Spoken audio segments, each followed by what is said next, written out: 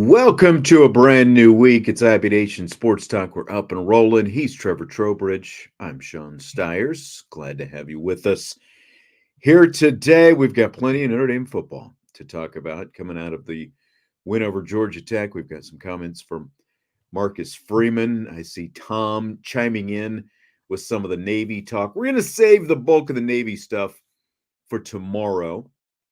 Jesse will be in with the good old whiteboard, and he will break down the triple option, all the assignments, because of course Navy is assignment football, as we all know. He'll go through defending the triple option on the whiteboard tomorrow. So we'll do that on tomorrow's show. We'll like I said, we're going to hear a lot from Marcus Freeman today. Some interesting comments that I think that he had on a lot of different topics. How are you today, Trevor? Doing well. Not too bad for a Monday. Kicking off the week. It's another interesting matchup for Notre Dame. Yep, absolutely. Navy week's always a weird one. You know what I mean? Because it's one of the older rivalries that Notre Dame has, but it's like a respect rivalry, and Navy just always poses some different threats. So just putting out content and talking about that all week, man. The respect rivalry, gotta love it. It just. And then you throw Army into the mix this year. I mean, it's definitely, we'll say this. I mean, when you've got Army and Navy undefeated in, can we call it late October now? I mean, we're going into the last 10 days of October. They're both undefeated, and Notre Dame plays both of them this year. I honestly, from a interest in this game, I don't, other than opening up the season in Ireland against them last year, I don't think you could ask for much more in terms of the attention that you're going to get on these two service academy games. Plus, just when they play themselves in early December. So I saw somebody post on Twitter or X now, whatever it's called. I still call it Twitter. I do too. I saw somebody post on Twitter the other day. It was like, it's funny how the year after it came out that teams were sending spies to other games, that Army and Navy are now two of the undefeated teams left in college football. And it's the first time that that's happened since World War II. So that gave me a good laugh. Not trying to put any conspiracy theories out there. That was just gave me a laugh. Nope, not at all. Not at all. You didn't even mention that Connor Stallions is himself a Navy grad, Naval Academy grad, and plied his trade for Ken Niumatalolo before he ever showed up at Michigan. So that's kind of where he got his entry level. I mean, it was his entry level. Yeah, that's right. That's right, USMA. The Navy, the UM guy is a Navy guy. That is absolutely right. Well, like I said, we're going to devote a good deal of our attention on tomorrow's show to the specific matchup with Navy, but we're gonna kind of share some final thoughts on Notre Dame and Georgia Tech on today's show. How late were you guys up with the post-game show Saturday night? It was about a 2-hour, 40-minute and some change. Oh, not too bad then. So, not too bad. Okay. No, it wasn't crazy. It was an interesting show based on how some of the conversation went and based on how some things were just kind of going on between the chat and the boards. Some of you might have questioned if Notre Dame actually won on Saturday. Oh, it was one of those then, because I tuned in, and I typically, like when it's a road game and I'm sitting here in my house, got my write-up done, I get that all ready to go, and then I've got some time to kill between when I have to write next, because I have to wait for them to post the audio of Marcus Freeman's press conference so I can go back and listen to it and then pull what I'm going to pull out of there for the writing. So it was mostly you guys still, I think, kind of giving your opening, first initial thoughts and stuff like that. It didn't go deep, but I think that will kind of, I'm curious, like how much of what you were just talking about plays into to what we're going to talk about here. First, Riley Leonard with an interception on the second offensive series for Notre Dame. I mean, it did end up being a 31-13 win, but Leonard throws the interception. He has no touchdown passes. He does have The one interception, his second consecutive game going over 200 yards. He was 20 of 29 in the game. Bounced back, though. Here's Marcus Freeman on the response from Mr. Leonard after that early interception. He'll be the first one to tell you probably predetermined that decision to throw that ball before he saw the rotation of the coverage. And it was the first, he kind of laughed as he came off the field like, I know what I did. And the confidence, man, he's got a lot of confidence because, I think he gets on the field after that interception and throws 12 straight completions. Right, he throws 12 straight completions, and you're going to make mistakes, especially when we want you to be confident in your decisions and throw the ball in tight windows. You have to be able to respond the way he did, and that's just a reflection of the confidence, the ability to understand the game plan, and to trust the coaching that he's had. So, really proud of the way he responded from that interception. So I'm going to guess that not everyone in the postgame show, Trevor, was happy with that. Were you satisfied with what you saw from Riley Leonard's response after the interception? Yeah, I was. Guys, listen, it's tough, right? Because we have such high expectations coming into the season around what we believed Riley Leonard was going to be. And we found out rather quickly that he's not going to be that 300-yard passer a game that, might have been a fit in Denbrock's offense with like a Jaden Daniels, right? But historically, if you go and look back, Riley Leonard has never been that guy. He has showcased the ability in certain games, right? But there's a lot of moving pieces here. And starting 2 of 4 for 8 yards and an interception, it wasn't great. And I'm going to be honest, and what I talked about on the postgame show is a little bit of that Notre Dame PTSD kind of kicked in for me. I was like, oh, here goes Stanford 2022 again. Here goes Clemson 2023 again. And I think that's where your mind kind of goes, especially with an interception like that, because let's be honest, like it wasn't what you'd even call it, competitive interception. It was just a horrible read, decision to let it go.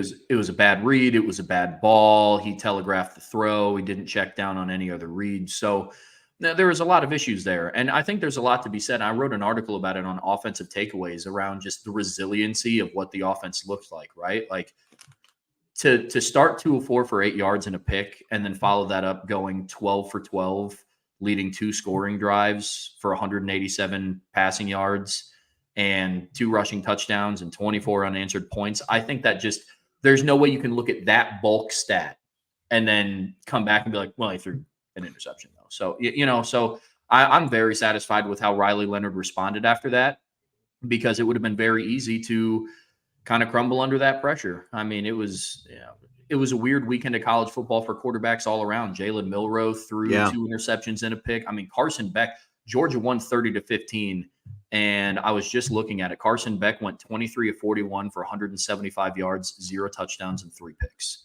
So it was just an interesting weekend for quarterbacks, but I think Riley Leonard responded in the proper way. I really do. Yeah, I mean, DK brings up an interesting point. If you're going to throw a pick and their end zone is the safest place, I mean, I guess if it's 3rd down and, it's like you're, 3rd and long, or, you always kind of hear that, well, it's as good as a punt, that kind of thing. Sure. I mean, I don't know. But the response, again, like if all you're going to, like Riley Leonard still ended up statistically with a pretty good day. It's just that he didn't have a touchdown pass and he had the interception. Like Joe says, 31 unanswered. Now, obviously, 24 of that came from the offense. Yeah. But here's kind of what, like, again, like the PTSD and all this kind of stuff, if you're going to, because like there was plenty of panic that I started seeing. And that's why I try to tune out the online, whether it's Twitter or the boards or whatever during the game. Like people are just going to freak out when stuff like that, and it's like a tight game and you've got an interception. But like his mentality was like he didn't play scared after that. He still came out. He was still aggressive. He was making throws. You didn't see another boneheaded play like that. He's also making, obviously, plays with his legs.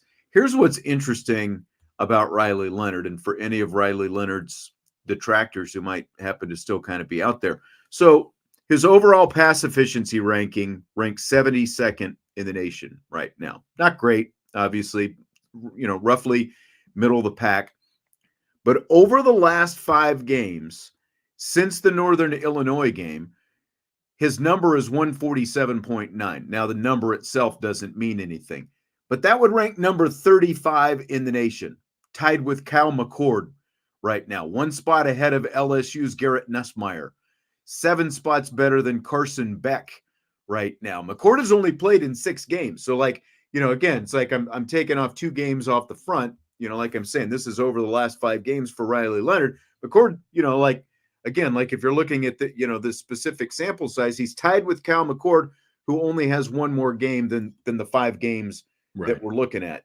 So there are 10 other quarterbacks in the country in the top 35 who've only played 6 games. Again, just kind of as an example for what you're weighting it against. And so, I mean, over these last 5 games, he's playing at a high level, even though he's still, like the touchdown passes aren't there. But, oh, by the way, also in those 5 games, he's rushed for 9 of his 10 touchdowns and 377 yards. And what doesn't show up for a quarterback in pass efficiency rankings? Rushing numbers, of course. And that's what I'm looking at. The passing game looks better, in spite of that one really boneheaded decision, and he kind of ate it himself after the game. He admitted he made a mistake, but again, like from an overall, like he was able to put it behind him, and he led touchdown drives. That by and large is what Riley Leonard has done this season, is just lead touchdown drives. I mean, that's obviously the ultimate goal. Yeah, 100%. There's a reason why Notre Dame ranks top 8 in the country, and I don't think they're 8th in scoring red zone touchdowns, right? Like, it's just, I don't care who scores touchdowns, right? I don't care if Riley Leonard has 5 touchdown passes on the game. I don't care if the running back room as a whole, if every single one of them gets into the end zone. I think a lot of times people get so caught up in what they believe a good win looks like. And when that specific thing doesn't happen, it's got to be bad. It's got to be bad in some way. Yeah.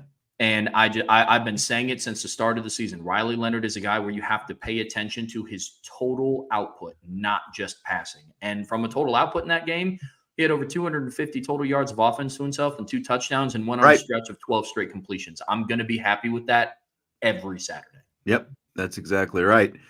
And like Josh says, since Northern Illinois, Notre Dame's averaging 41 a game and giving up 10.8. Not bad numbers, I think. And obviously the last touchdown, I mean, is anyone, again, like it goes on the stat sheet at the end of the day, but it was far from what you'd call a high leverage touchdown, if you want to call it that, whatever you want to call it. It was not a difference making touchdown. And by the way, in rapid fire, we're going to get into the broadcast a little bit. I see people kind of referencing the broadcast, and there's a super chat in there about the broadcast. We're going to get into that in rapid fire, as well as I'm going to save the discussion about the fakes, the fake field goal, the fake punt for rapid fire as well, just so everyone knows. Those will be coming up. We're going to get to them. Some interesting takes on them. And, like from what I've heard, there were plenty of Georgia Tech people who weren't necessarily happy with, the fakes and stuff like that. But we're going to save that.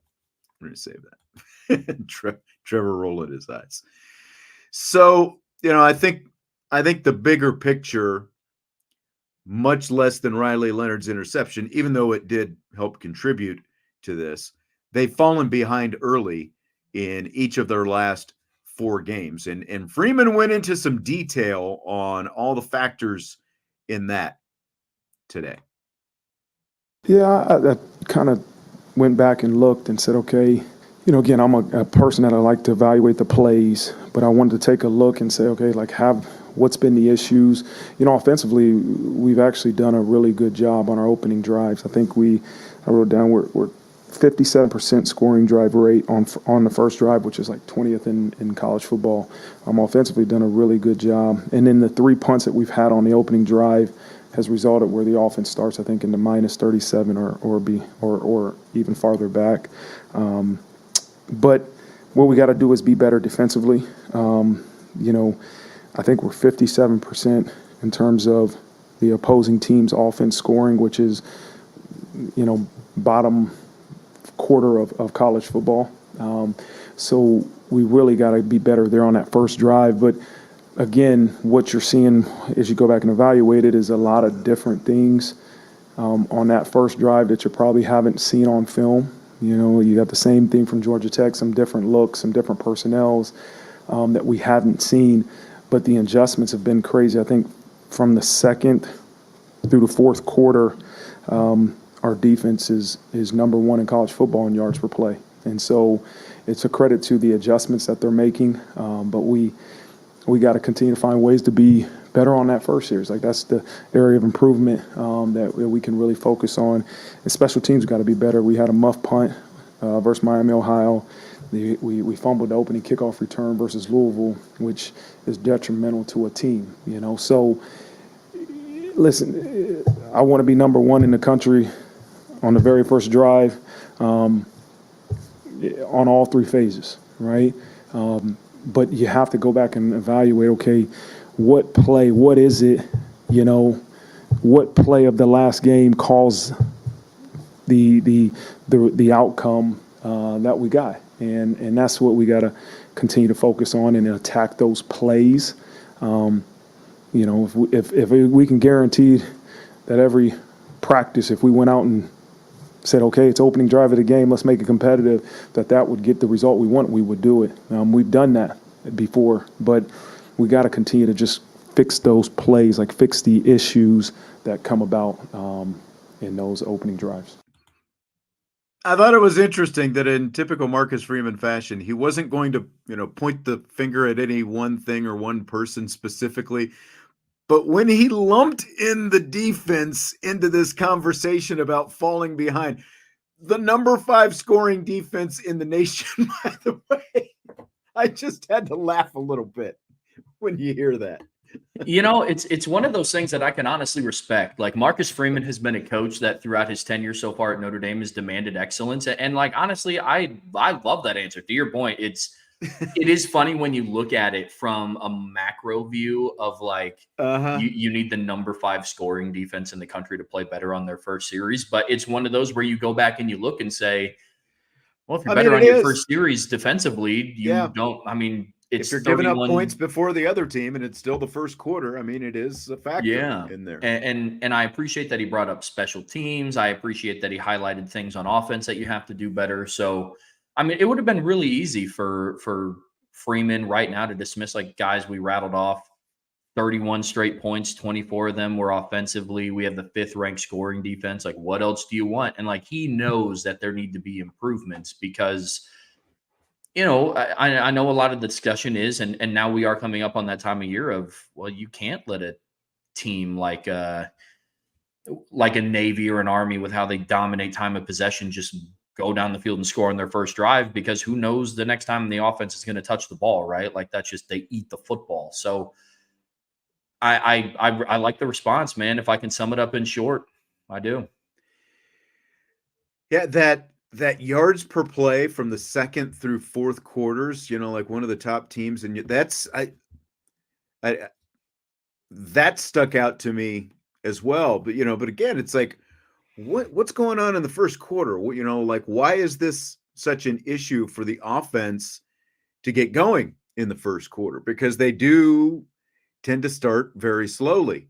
And if you look at that against the team you're going to play this week, like, this is one of those games where you can least afford to come out and have a slow start, because you get behind Navy a little bit, you let them just play their game, and especially as explosive as Navy is this year, and just the confidence they've got in the way they're playing. This is just not a team that you can ever afford to fall behind, and this year even more so.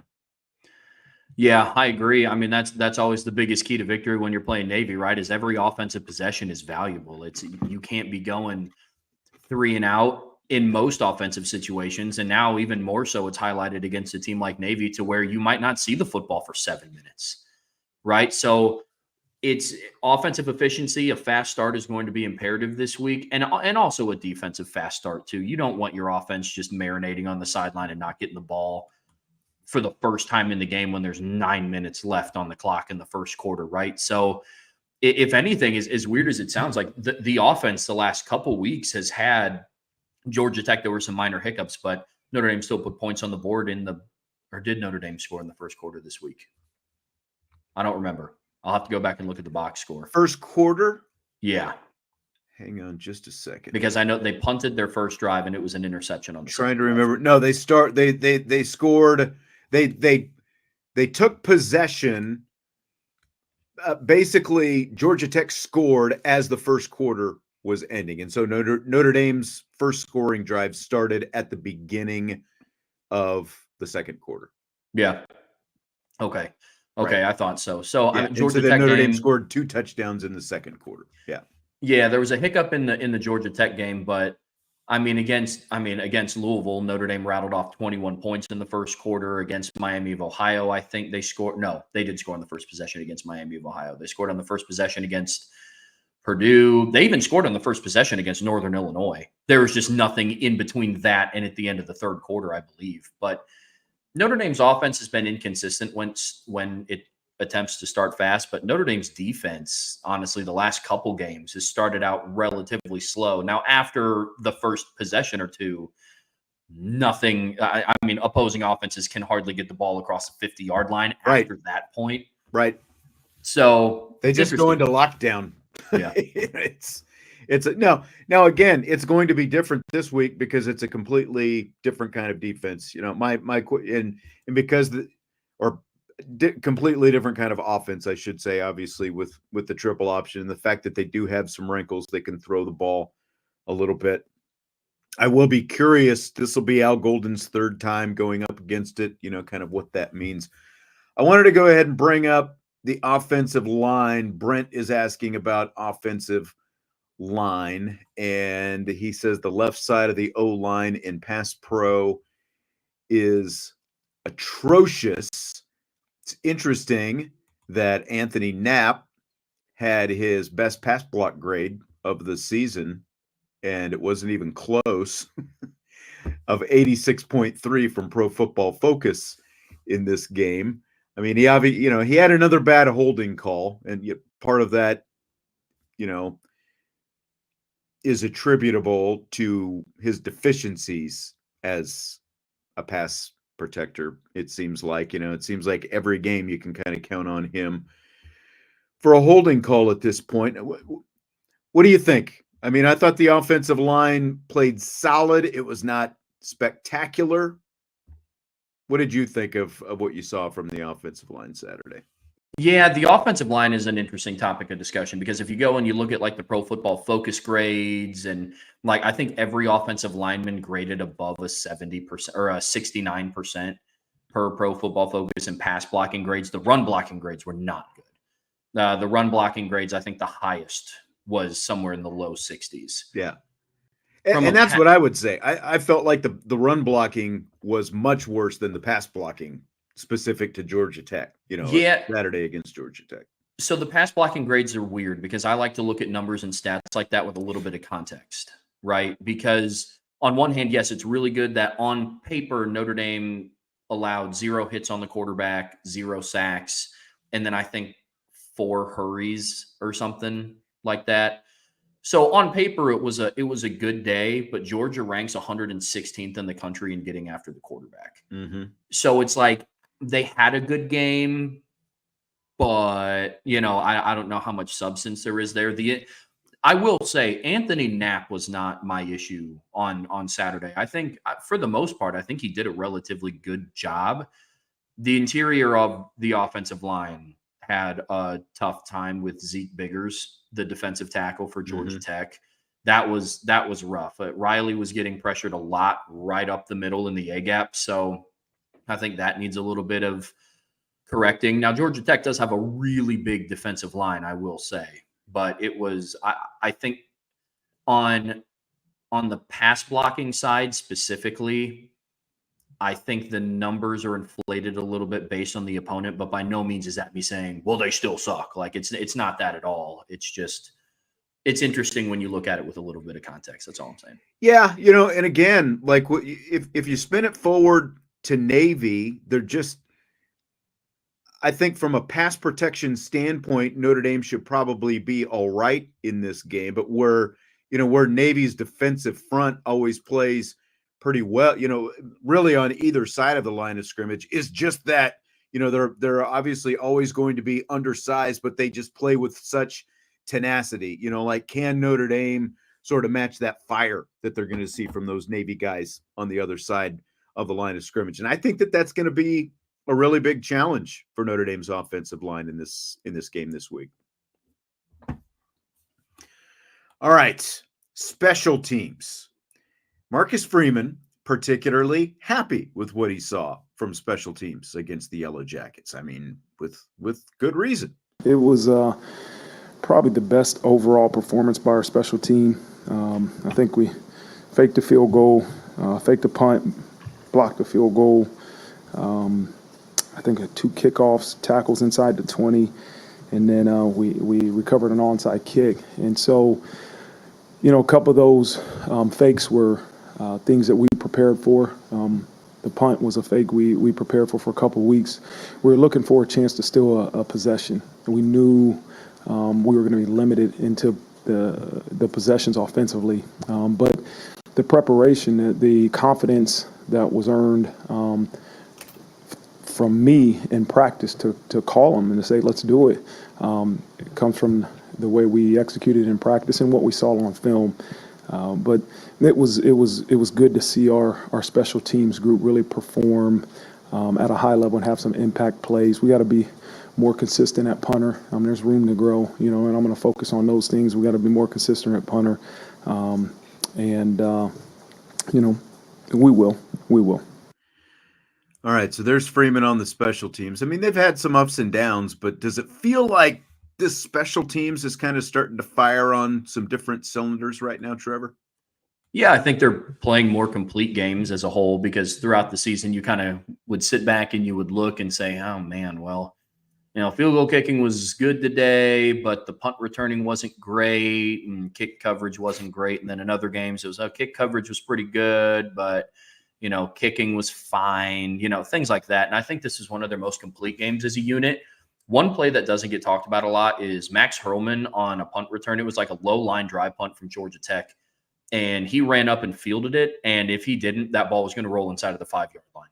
Guaranteed. I mean, that thing had some steam on it. And yeah, he made a good heads up play. I know there's been a lot of talk around why isn't Greathouse, why isn't Faison back returning? And I mean, just watching how they field punts, I think that's a punt where those two guys let go and just hope it rolls back into the end zone. So Max Hurlman, I think, had a very underrated play on special teams. But as a whole, I mean, as a unit, they played great. It was awesome to see Yoakum get his first career. I think he went 4 for 4 on extra points and hit his first career field goal. So it was good.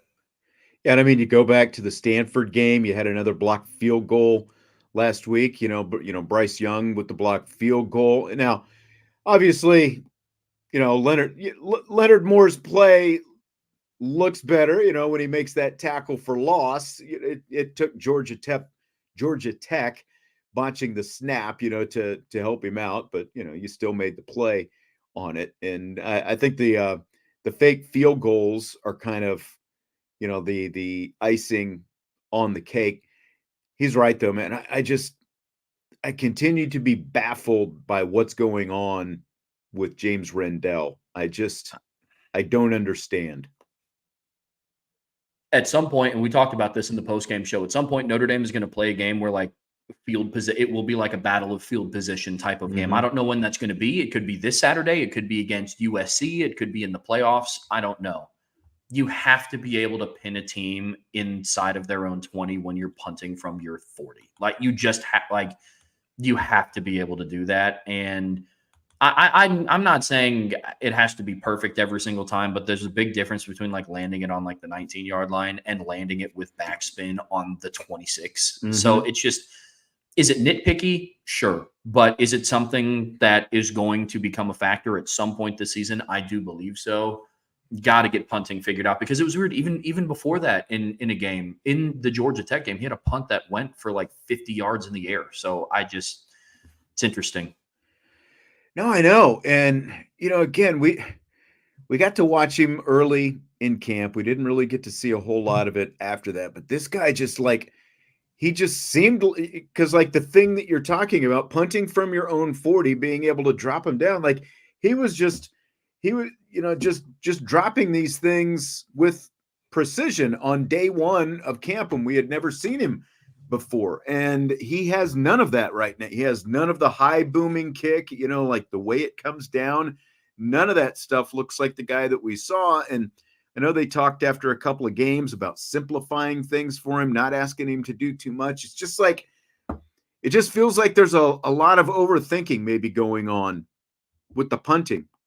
Are they back to, to asking him to do too much versus just let him get that thing in the air? I thought that one of the great assets that he had was just the big, strong leg and his ability to get it up there, get some legit hang time and that kind of thing. But we just haven't seen him. Either he hasn't been able to put that in action, or they're asking him still to do too much and haven't let him put that in action. But something as simple as what you're talking about should just be there. It should be automatic, being able to drop a punt down inside the 15 or 20 yard line, and then, let the chips fall where they may when that ball bounces. Yeah. I mean, is it granular? Is it nitpicky? Sure. You're also a scholarship kicker at the University of Notre Dame. That's kind of the expectation, right? Mm-hmm. So I agree. Maybe he's just thinking a little bit too much, right? At the start of the year, they had him doing the rugby punt, which I just have never loved that. Not a fan either. For any kicker. So I don't know. Maybe I agree. More hang time on punts. I never got to go see him in practice in fall camp or anything like that. But from everything that I've heard from you and talked to other people about, it sounds like it's, he has the ability to. So I think he does. We just need to see it because, again, sooner or later, it's going to be an issue. Now, based on the way a lot of Notre Dame Navy games have gone over the years, you might not see a whole lot of punting this week. Maybe that ends up being a good thing, because again, possessions, the way Navy wants to run the clock, not wants to run the clock, but they do run the clock with that option. The clock just keeps moving. You have limited possessions. Notre Dame had the ball, as Marcus Freeman mentioned, just 4 times in the first half on Saturday against Georgia Tech. And I was looking at that at halftime, and it's this feels almost like a Navy, because I think Georgia Tech's first touchdown possession lasted, close to 8 minutes or something like that. And Notre Dame's first possession was 7 minutes. So let me see if I can find it here. Yeah, or the other way around. Georgia Tech's was 7, Notre Dame's was 8, So you've got 2 possessions right there combined for the 2 teams that took a whole quarter of play with those 2 touchdown drives. And that's kind of what you're going to see. I mean, that's what you expect to see. If Navy's offense is running the way that they want it to, they're going to have some long sustained drives, and Notre Dame's going to have to be able to match it. So, so again, maybe the punter doesn't become that big a factor. Sure. We've had over-unders on punting for Notre Dame Navy games at 2.5, I think, in the past, so might be around the same. So defensively, no Benjamin Morrison, no problem. Here comes Leonard Moore stepping in. Yeah, at that position, you have to truly, more than any, probably quarterback, but at that position, you got to have a short-term memory. You got to let good or bad play, previous play go, and really focus on this play. And Leonard is a guy from the moment he's got in here has had tremendous ability. Part of my message to the team is at the snap of a finger, you can be thrust into the spotlight. And then everybody outside of our program can recognize some of the individual accomplishments that you really have shown. But the first thing you have to do is earn the trust and respect of your teammates, right? Way before you get a chance to go do it on that field. And Leonard's a guy that has done that from the moment he's gotten here. So when all of a sudden you're thrust into the spotlight because B-Mo goes down, everybody else will see it now, that you're a heck of a player and you're doing some great things, but everybody in our football program has known through that trust that he's built from the time he's gotten here. So he's going to continue to get better, continue to do great things. He has the right mentality, the right coach, and he's been blessed with some good genetics. Thought he played really well out there. Trevor, what did you think of what you saw from Leonard Moore? Yeah, I agree. I mean, coverage-wise, like nobody's going to be able to come in and replace Ben Morrison off the cuff, right? Like that's just – and again, we're talking about one of the best cornerbacks in all of college football being replaced by a true freshman. And I thought for a true freshman, Leonard Moore played really well. If there's one advantage that Leonard Moore has over Ben Morrison is it's his ability to come inside of the box and make tackles. If I'm being 100% honest with you, because I mean Ben Morrison is I think he measures it 6 foot, but I don't know if he's that tall. He's a 5'11", 6 foot guy, like 185 pounds. I mean Leonard Moore is 6'2", like 190 as a true freshman. So yeah. From a tackling from a tackling perspective, I think he played really well. Notre Dame played significantly more zone this weekend than they did in previous weeks, just because of how the personnel groupings of the secondary. So I don't like looking at like stats of how many receptions a kid gave up in zone because it's right.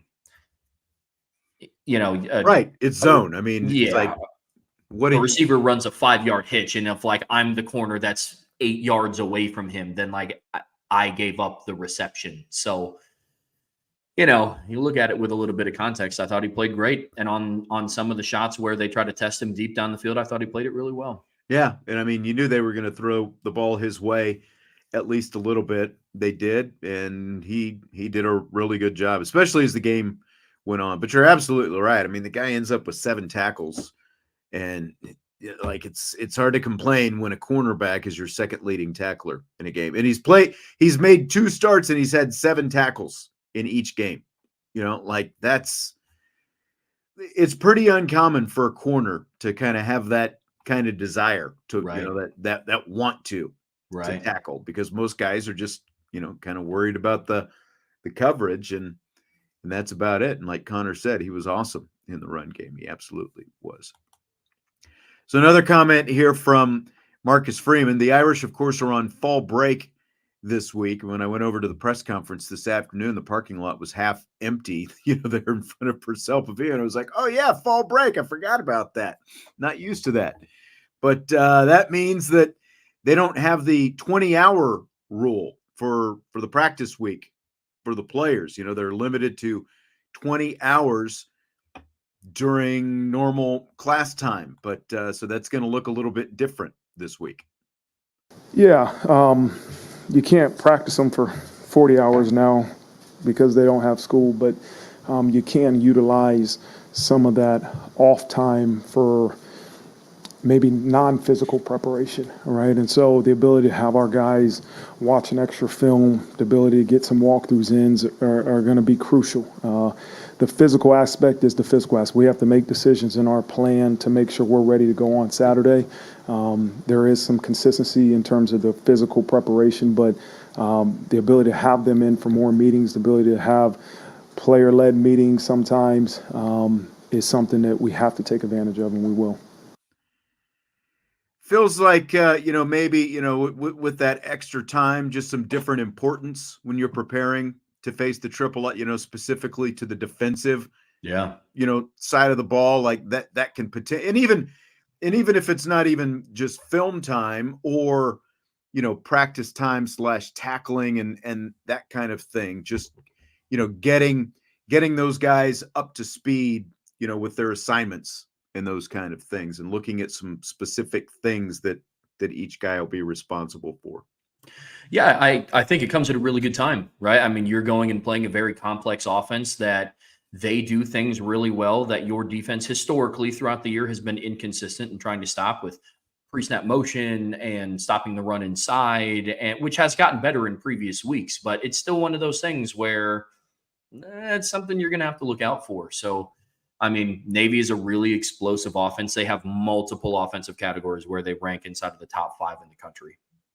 And it's one of those things where it's like, I know Navy hasn't faced any team like Notre Dame before, which is absolutely true and 100% valid, but they have now done it for like 6-7 weeks straight. So it is one of those conversations now that you have to say, okay, well, this is still a good football team, especially on offense. So I like that he mentioned that, well, we're not going to go out and practice for 40 hours a week now, because you are still dealing with, some teenagers and young adults in college that are, they're very schedule driven. They're very rhythm oriented. Mm-hmm. And so it would be really tough to go from normal practice week to a 40-hour practice week to a bye week and then a normal week of prep. So it'd be a lot of back and forth, and it'd be a lot of this. So I do like the fact that they're being smart with how the team is going to prepare this week. Yeah, absolutely. I got like sun blowing in my window here. All of a I was sudden, about to say, you have the light of God coming into your room. I know. Yeah, I think that yes, Tom, I know it's not the traditional triple option. I know they play from the shack. Again, we'll have the whiteboard up tomorrow, and we'll show you some specifics on what it looks like.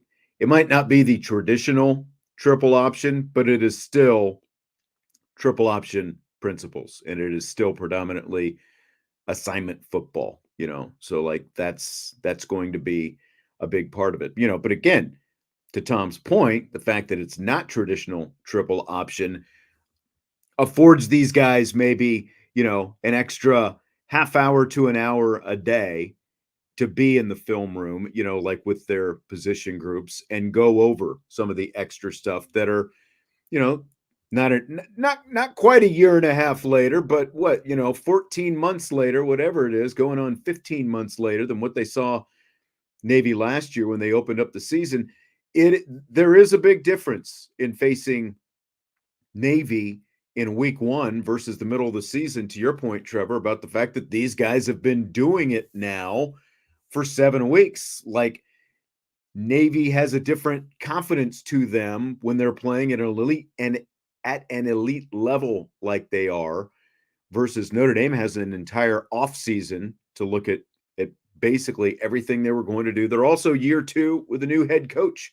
Remember, they were game 1 with a new head coach last year. So there are a lot of things different coming into this game. Even though it's Navy and Notre Dame and Navy play every year, it's going to look a lot different this year. Yeah, that's why this game every year is always just such a weird thing for me to talk about, because, like, yes, I agree, it's not the same triple option as what Notre Dame was seeing back in 2009. That is correct. And I know that Notre Dame is not, Navy has not faced a team like Notre Dame before. All of those things are correct, but Notre Dame, the last I checked, has not played a hybrid wing T offense this year either. So there are things that you have to prepare for, because I'm willing to bet that Navy is not going to drop back, and this is the game where they throw the ball 35 times. It's just not. So right. There are additional. The key is going to be, can they surprise you? Can they surprise you with it? The key is still, can you get a couple touchdowns ahead of Navy and make them have to come out of their comfort zone and throw the football more than they want to throw? Yeah, like that's one of the keys. There are more than just that, but that's one of the keys. Yeah, in which they do throw the ball more, but I think they have 74 pass attempts through like 6 games. So it's yes, they absolutely pass it more than before, but it's still not. They're not throwing the ball 20 to 30 times a game. Yeah. Right. Exactly. There's and part of it too is still, can they surprise you with it? Do they catch you peeking in the backfield? Those kind of things. So, all right, Trevor. Again, we're going to get in much deeper on Navy and their specific triple option on tomorrow's show. Are you ready for rapid fire? Always. Let's do it. All right, here we go. So we know who the scout team quarterback is going to be for Notre Dame facing Navy this week. If Buckner's going to be the scout team quarterback, I'm sure he's going to get some scout team quarterback reps, along with Anthony Rizak, who's been the scout team quarterback ever since CJ has been out, and so both of those guys will simulate the Navy quarterback. All right, Tyler Buckner, baby. What do you think, Trevor? I think that's the best option for them to do the scout team quarterback against, in Navy week prep, because he is a guy that can hurt you through the air. Like, I mean, Tyler Buckner, as he showed in years past at Notre Dame, like he's not going to go out and dice up a defense, but you do have to be prepared for him as a passer, right? So that's exactly who Navy is this year. I think we're going to have content coming out about it all week, but I mean, Navy is a team that ranks, like I said, in the top, let's see, in yards per attempt, they're second in the country. Yards per completion, they're second in the country. They've only allowed 3 sacks this year. So it is an explosive team when they want to be through the air, because you get sucked into the run so much. But love the move to put Tyler Buckner into the mix at scout team quarterback. He's a guy that came back to the program and was like, I want to help out in any way that I can. And I'm sure that Army and Navy week was circled on the calendar. I mean, here's for everybody who's been asking, is Tyler Buckner going to play quarterback again? Here's your chance. Here's Tyler Buckner. He's going to be the scout team, one of the scout team quarterbacks, along with Rezak this week. And, Blake Horvath, the Navy quarterback, the guy scored some touchdowns this season. And I think I think it's great to have a different level of athleticism to give Notre Dame the looks in this game. It all week leading up to this game. Like, that's, Marcus Freeman's talked about it, and you hear every coach talk about it. It's one thing to go against it in practice, but these option teams have this offense down, have their rhythm down to a precision, especially when they're 7 weeks into the season. So, Tyler Buckner is not going to have that specific kind of rhythm down, but because he is a different level athlete, I think that gives them at least a much closer look to what they're going to see on Saturday when you're facing a guy like Buckner all week in practice. Yeah, I agree. I think Notre Dame, in the weeks that they have, or in the years that they have beat Navy in the past, right, it's because they prepared really well. Not one time has Notre Dame gone out in games where they've lost to Navy, or in games where it was even a close game, did they come out and be like, they're just so much more athletic and faster than we thought. Like, right? It's all about the week of preparation for Notre Dame. So, but I agree with you. I mean, it is going to be interesting to see how it's going to be in the middle of the year for Notre Dame. This is an offense that has been now refined, and they're, quarterback Blake Horvath he has 671 rushing yards on the season and 10 rushing touchdowns. So, yeah, he's a guy that can make plays through the air and with his legs. So, I'm going to be interested to see how Tyler Buckner gets the team prepped. It's going to be interesting. Jason McHugh asking if Buckner transferred and then came back. He did. He went to Alabama. He played football at Alabama last fall, came back for the spring semester, played on the lacrosse team, and is now a walk-on with the football team. Yep. So, and he has been predominantly a walk-on wide receiver, and that's why it is at least somewhat news that Tyler Buckner is a scout team quarterback this week. Mm-hmm. So Billy Schrouth could play this week. Here is Freeman on what that comeback has looked like. I was able to get some scouted periods last week. That was his first time he was able to do actual football practice actually football stuff, not doing rehab. But it was limited in terms of what he was able to do. And this week it would increase more. But again, his role is still to be determined. So interesting. His role is to be determined. Scale of 1 to 10. How important is Schrouth's return, Trevor? I think it depends on how healthy he is when he does return. I think if it's fully healthy, I mean, we just watched the interior of Notre Dame's offensive line, for lack of better words, get bullied on Saturday. And Billy Schrouth was one of, if not your best offensive lineman coming into the start of the season after Jagasaw goes down, right? Him and Ashton Craig were kind of the anchors in the middle, and they're both hurt now. So, I mean, importance level, it's up there, 7, 8, but Navy is always a really, really physical game. And it's not because of the sheer size of Navy, but it's just, how they play, right? So, I mean, I want Billy Schrouth to come back, but I don't want him to come back at 80% and then get banged up again in a Navy game. And then we're talking about, he might make it back for playoffs, See, and that's the thing, like he says, he'll be available, but, like exactly what that's going to look like, like, do you even want him coming back against Navy this week if they're still trying to figure out his role? Like, is it worth it even throwing him out there as a guard on the field goal team or any of that kind of stuff. I don't know. It just feels like if they're trying to figure that out, it seems like with a bye coming up, it makes more sense just to wait, save it for Florida State when you can be, that much more confident, I guess, that he's 100%. Yeah, I agree 100%. But, in terms of his importance and what he could mean to the line, I'd put it at an 8, assuming, again, not for this week, but I'm thinking big picture moving forward.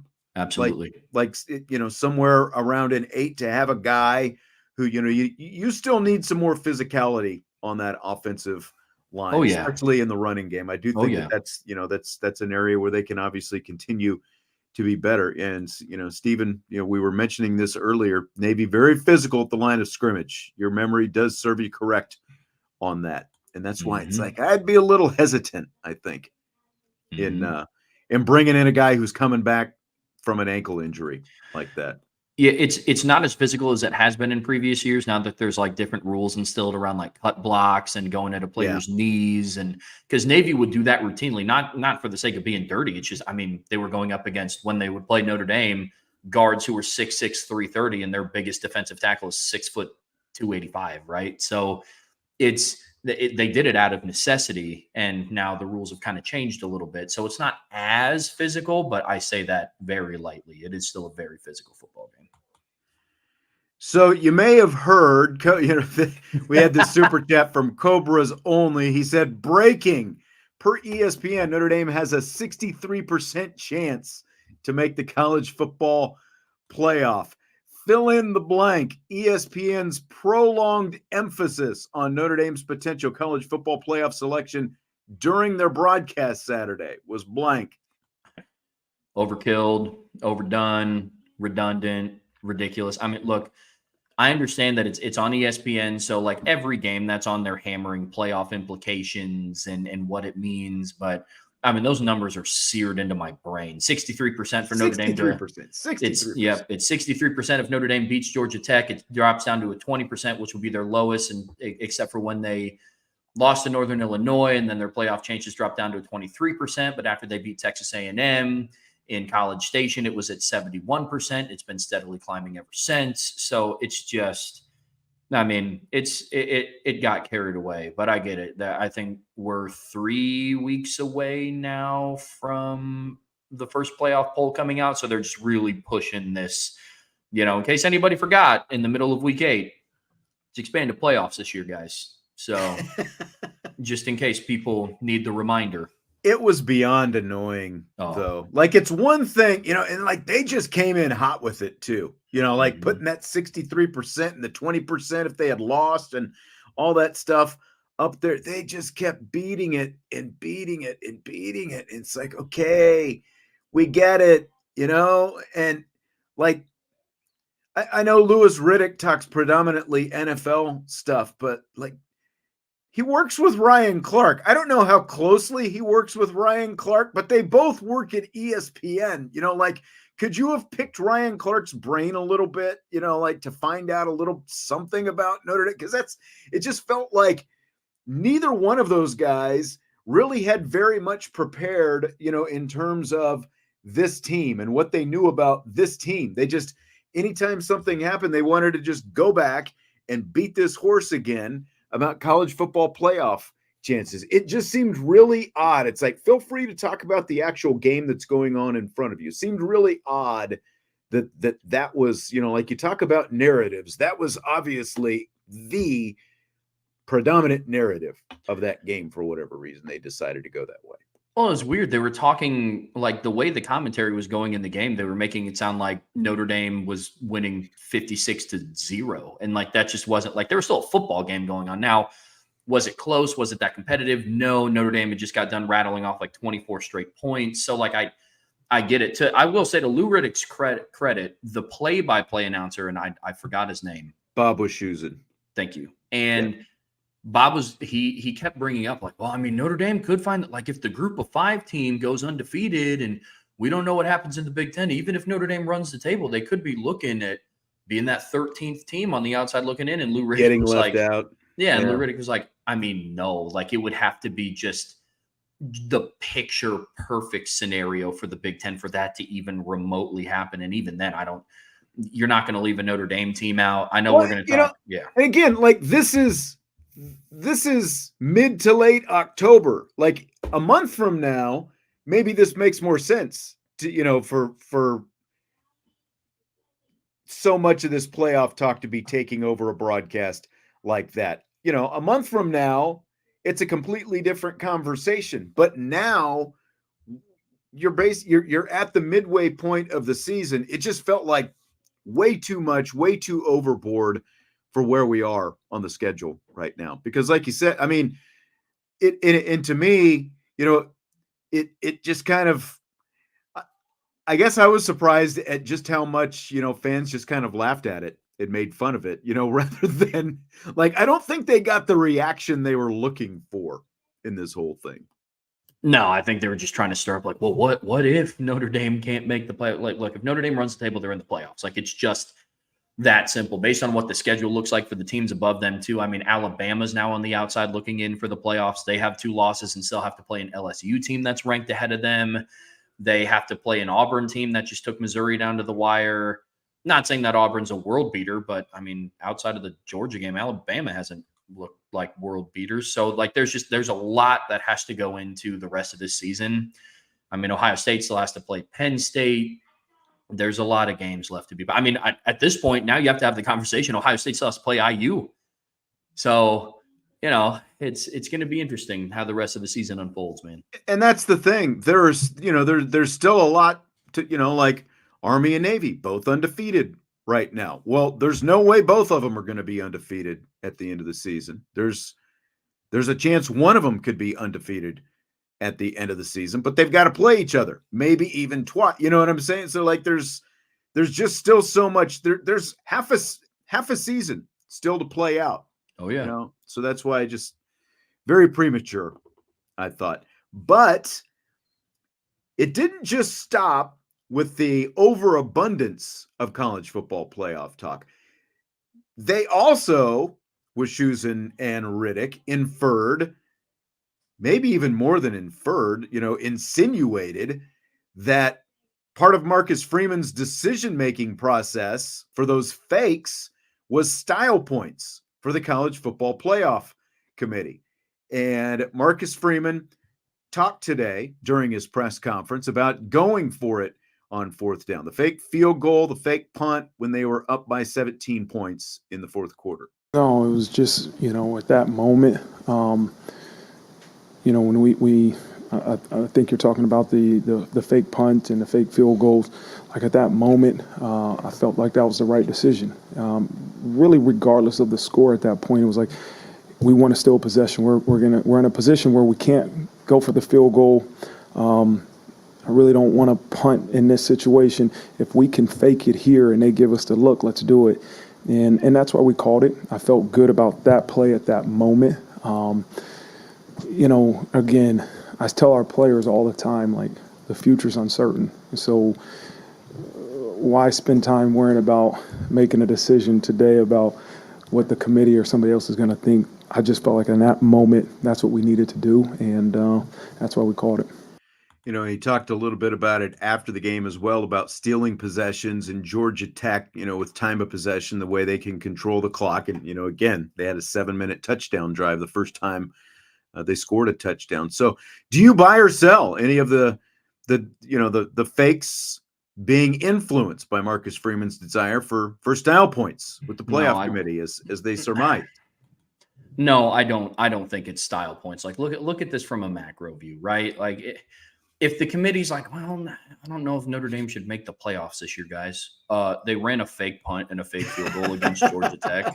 They sure look good running those fakes against Georgia Tech. Yeah. Like, it's not that. And if you want any further evidence that this wasn't to run up the score to build style points, after they ran a fake field goal, the offense did nothing. After they ran the fake punt, they did nothing, and then kicked a field goal again. So like, it's tried to kick a field goal. They missed a field goal. Fair enough. So I don't think that it was for style points. I I mean, even the eye test to some degree. There was one of the sideline reporters sat in on like a mock like playoff ranking, and she was talking about it like midway through the first quarter coming out of a commercial break, and she even mentioned that like margin of victory isn't really weighed. Like they weigh who you beat, and but like the committee doesn't have time to go and sit down and watch every single game that every team played and be like, yo, that decision to go for that fake field goal, Marcus Freeman, man, he earned some style points. Like I don't think that's it. I don't.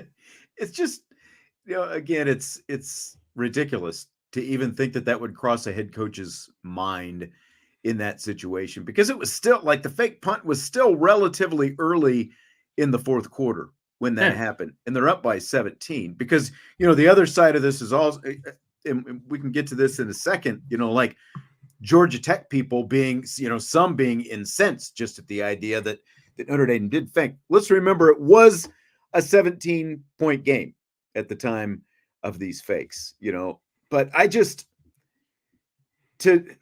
so many of these fakes, whether it's a fake punt, a fake field goal, whatever, it is so much about the specific look you are going to get from the opponent. And that's one thing that Freeman again talked about in his post-game press conference was Georgia Tech has a tendency to come hard, for the block, and so they had been looking at this, again, because I think especially from a special team standpoint, if you're Marty Biaggi, you get into the middle of the season. And so now you see a lot of a team's sort of personality on special teams. Their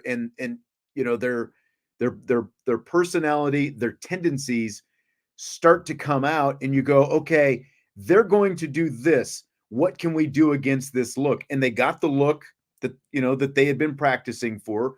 Freeman talked about the fact they had practiced that specific fake punt for a couple of weeks once they started to see some looks from Georgia Tech, and they knew it was going to be coming up. So they practiced it for a couple of weeks. They got the look that they were expecting. You're only up by 17, so you run the fake. You're near midfield. Like every indicator is there. You run the fake. There was no reason not to run the fake. And I have zero reason to believe that style points had anything at all to do with it.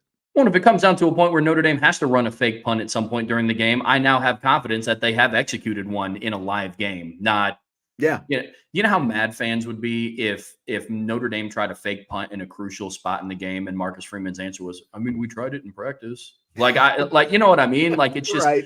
I feel a lot more confident in that. A lot of it is like based on the look that you get, and now teams have to be wary, thinking big picture here, that down the road they might rip off a fake. So we can't send 8 rushing at the punter, right? Because you get Jeremiah Love on the outside, and that there's just no chance that a perimeter blocker on punt return is stopping Jeremiah Love in the open field. Well, and again, I guess Jesse actually told me that he read some Georgia Tech reporter was, like taking shots at Marcus Freeman, wasn't happy about the fact that they ran the fake. You're only up by 17 points. Like early in the fourth, you're only up by 17. It's not like you're blowing this team out. I think you said it early. It's not like it's 55-0. You're only up by 3 scores at that point. So, again, like your job is to stop it if you're Georgia Tech. I was just about to say that. That's like you run, you stop it. Notre Dame, just like Notre Dame's job is to stop Georgia Tech if they had opted to do the same kind of thing. That's really what it comes down to. Well, I agree. And I think that goes above any team that's not just Georgia Tech. Like, well, you were up 17. Okay, don't be down 17. I don't know what to tell you. Like, at the end of the day, the sign of a great football team is one that's willing to go out and run their offense and run their defense and run, you know what I mean? Like, Al Golden, throughout the season, even when Notre Dame has had big lead, like Notre Dame was beating Purdue 66-7 and was still sending pressure on second down. Yeah. Like, it's just when you have an identity as a football team, like that's just who you are. It's not, well, they did it to run up the score. And it's like, well, that's just how the team is, right? Yeah. Like, I mean, it's like pressing, full court press basketball, when you're up by 30 or whatever late in the game. Some teams just press all game, like they don't know how not to press, I think. So, yeah. All right, so maybe the most divisive issue. I don't know how much this came up Saturday after the game. I'm sure it came up to some extent. Blue jerseys with white pants. Do you buy or sell the look? So real quick, one, I buy it, but it's interesting that that was Notre Dame's uniform combo because I think there was a show. It was when you and I did the mailbag on Friday. Somebody asked about somebody brought up uniform combos. Yeah, they did, didn't they? Yep. And I was like, the blue with the white, like I think it'd look weird. I'm more of a traditionalist. I like the gold pants, and I'm not gonna lie, the white pants looked really clean. They did. Yeah. This is coming from a guy who's wearing a white quarter zip and a white undershirt, and I have white shoes on. So but I think it looked good. What do you think? I got a text from a Notre Dame grad who was not happy at all. He was asking, you've got to find out how they make these decisions. Who's making this decision? I'm like, the captains vote on it. Yeah, but who even proposes it to? Look, it's one game. It's one game. They wore white pants with blue jerseys. And remember, this was technically Georgia Tech's home game. They decided to wear all white at home. So that's why Notre Dame got to wear the blue jerseys, in that game to begin with. I thought it looked pretty good, but like as Michael Hahn says, at the end of the day, who cares? They're uniforms. If one of the hottest topics for discussion for the Notre Dame fan base is what uniforms they were wearing because they had that convincing of a win, I think we're in a good spot, right? Yeah. I mean, it's not like they're going to turn it into their regular uniform. It's a one-off deal. They wore them once, and they're the same white pants, of course, that they wore when they wore the green jerseys a couple of weeks ago. I thought it looked pretty solid. It was a nice alternate look. You do it every once in a while, like I don't understand why, I realize traditionalists are going to traditionalist, I guess. I think that's what it comes down to. Well, it's just, again, it's pick your poison because there's going to be some fans who are like, man, I wish we had uniform combos like Oregon or Ohio State or yada, yada, yada. And then the second Notre Dame does it, it's like, why are we not in white uniforms and gold pants and gold helmets? What is this? Like, this isn't Notre Dame. So it's just can't please everybody. I'm impartial. Yeah, it is better than the pinstripes, as Joe says. And if you didn't like this uniform look, you might not want to watch the Notre Dame Navy game coming up next month, because I didn't have a problem, sort of like seeing them when they announced them. But remember, it's like the blue-gray, the blue-gray uniforms with kind of the Gothic numbers and and that the kind of numbers stuff. Are huge. Like the gold lettering is a little. They're gonna look different, guys and gals. They're gonna look different. If you didn't like blue with white pants, there's no way you're gonna like what they're gonna wear in the Army-Navy game. I'm telling you right now. Beefeater. Notre Dame is faster in the white pants. It's just science. Yeah, I used to have an argument like a long time ago when Notre Dame would wear the black shoes when not everyone was wearing black shoes. I'm like, oh, you just look tougher. Makes you look slower, but you're actually fast. That's why you wear the black shoes. What's crazier, Trevor? Texas fans throwing trash on the field after the pass interference call against the Longhorns, or officials overturning the call after the delay that was caused by having to clean up the trash on the field? I think the officials overturning the call. From an etiquette standpoint, you just don't do that. But I mean, you have over 100,000 fans in a stadium who have been most likely getting after it all day, waiting for this night game.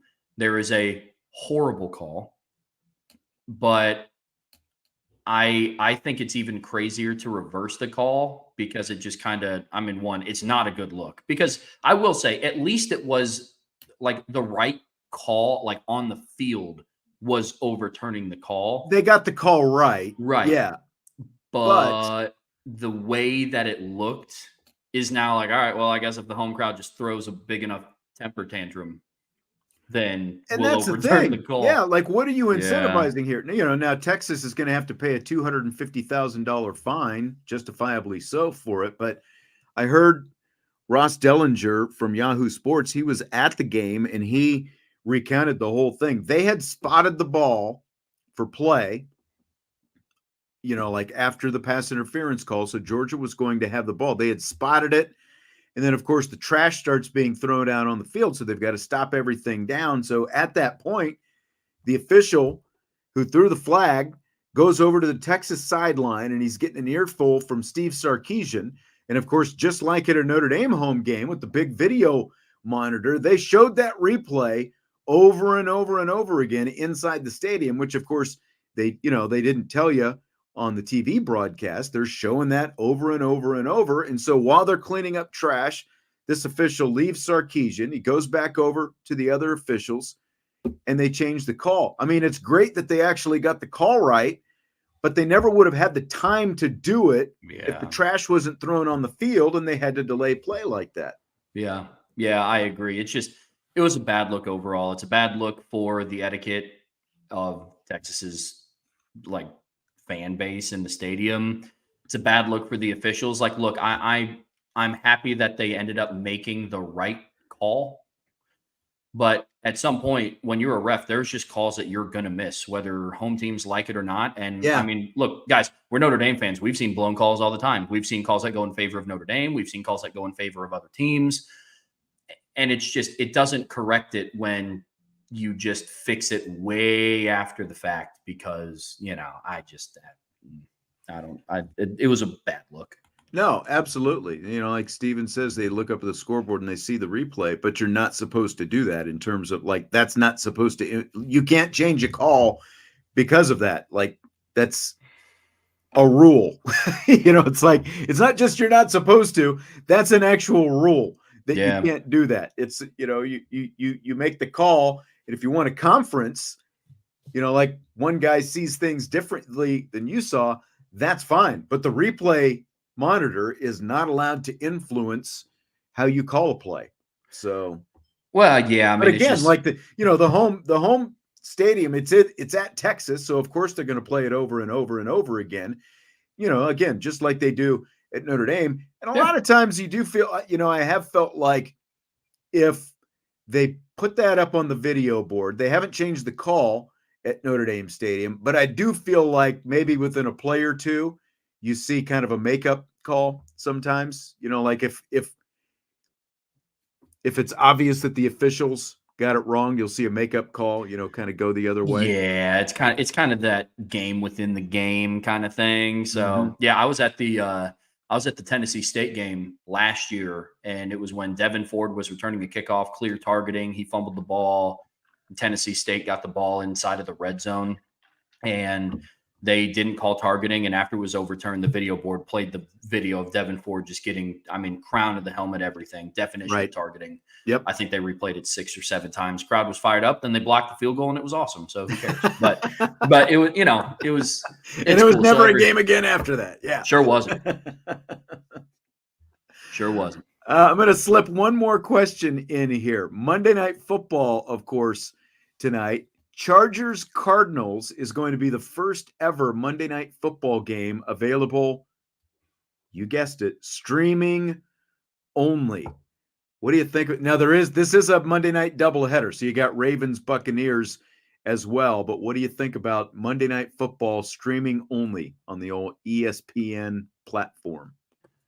Personally, I don't like it. I get that you're trying to do it to get people to subscribe, but I feel like you have to do that with more marquee games than the Chargers and the Cardinals. If I'm just being 100% honest, I don't know of anybody, at least that I know within my circle or with anybody that I know relatively even close, that are like, yo, I got to get ESPN Plus tonight because the Chargers are playing the Cardinals. So, yeah, I just don't like when it becomes really verticaled like that. I don't even like that Notre Dame has the Peacock thing. I think it's silly. You and a lot of people. That's right. I think it's silly as well. I think probably the only reason they're doing this is because of the fact that it is a Monday night doubleheader. But, quite honestly, if you want to get, guarantee that I'm not going to watch, just make it an exclusive game with 2 teams that I don't care about. If it was my team, of course, I'm going to find a way. I'm going to have to watch it, but I'm not just going to, as a casual fan, sit down and go, oh yeah, I'm going to pay for streaming so I can watch Chargers Cardinals today. Yeah, right. It's not going to happen. Going back to the Texas thing, Steven brings up a great point. He said the thing that he said about the Dodgers, because remember they threw some stuff on the field playoff series or so, take the alcohol away from Texas Stadium. And I did hear that they're, maybe kind of assessing the way they're doing alcohol. But I mean, if there's an argument against selling alcohol at your games, case in point, Saturday night when you got fans throwing bottles and trash out there on the field. Yeah, I think it's more of a, I mean, this is just me personally, and this goes beyond just Texas. This is just the example that we're using. I don't think alcohol is a problem. I think it's the person that's the problem. I feel like if you're willing to throw trash and water bottles onto a field, I think you're doing that whether you have beer or not. That's just me. No, that's a good point. And alcohol kind of takes away that filter, sure, but right. I don't know if, I mean, you look at the amount of stadiums in college football that sell alcohol. And as soon as one person does it, obviously, there's the pack mentality. Yeah. Kind of yeah, took over at that point with all that stuff. Then you got to get the cheerleaders involved and get them out there picking up trash. Shout out to the cheer squad. They cleaned that up in 15 seconds. They got it done. They got it done. Great job. Somebody was doing their job out there. All right. Well, that is going to do it for tonight. And again, don't forget, coming up on tomorrow's show, we will have us some whiteboard. And we'll talk more specifics about Navy. And Jesse is going to bring out the whiteboard and take a look at Navy's offense and some of the wrinkles that they've thrown into this thing this year as well. So looking forward to that. Trevor, enjoyed it as always. Good seeing you again, my friend. I will talk to you soon. Everybody else, we will talk to you soon as well. Hit that like button, and we will talk to you tomorrow on IB Nation Sports Talk.